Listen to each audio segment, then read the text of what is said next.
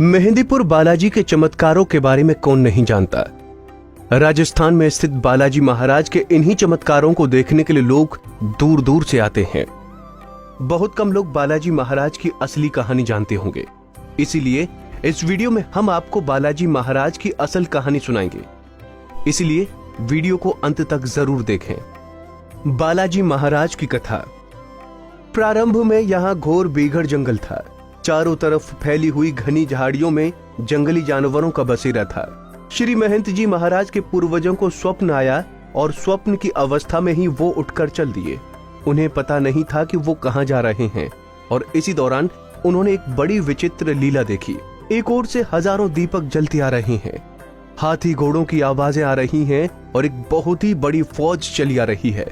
उस फौज ने श्री बालाजी महाराज की मूर्ति की 3 पद दक्षिणाएं की और फौज के प्रधान ने नीचे उतरकर श्री बालाजी महाराज को दंडवत प्रणाम किया तथा जिस रास्ते से वो आए उसी रास्ते से चले गए। गोसाई जी महाराज चकित होकर ये सब देखते ही रह गए। उन्हें कुछ डर सा लगा और वो वापस अपने गांव चले गए, किंतु नींद नहीं आई और बार बार उसी विषय पर विचार करते हुए उनकी जैसे ही आंख लगी, उन्हें स्वप्न में 3 मूर्तियां दिखीं। उनके कानों में ये आवाज आई, उठो, मेरी सेवा का भार ग्रहण करो, मैं अपनी लीलाओं का विस्तार करूंगा। ये बात कौन कह रहा था, कोई दिखाई नहीं पड़ा। गोसाई जी ने फिर इस बात पर ध्यान नहीं दिया और अंत में हनुमान जी महाराज ने स्वयं उन्हें दर्शन दिए और पूजा का आग्रह किया। दूसरे दिन गोसाई जी महाराज उस मूर्ति के पास पहुंचे तो उन्होंने देखा कि चारों ओर से घंटा, घड़ियाल और नगाड़ों की आवाज आ रही है, किंतु दिखाई कुछ नहीं देता। इसके बाद श्री गोसाई जी ने आसपास के लोग इकट्ठे किए और सारी बातें उन्हें बताईं। गोसाई जी ने सब लोगों के साथ मिलकर वहां बालाजी महाराज की एक छोटी सी तिवारी बना दी।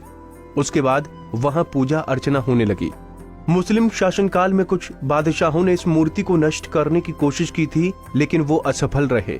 वो जितना खुदवाते गए, मूर्ति की जड़ उतनी ही गहरी होती गई। थक हार कर उन्हें ये अपना प्रयास छोड़ना पड़ा।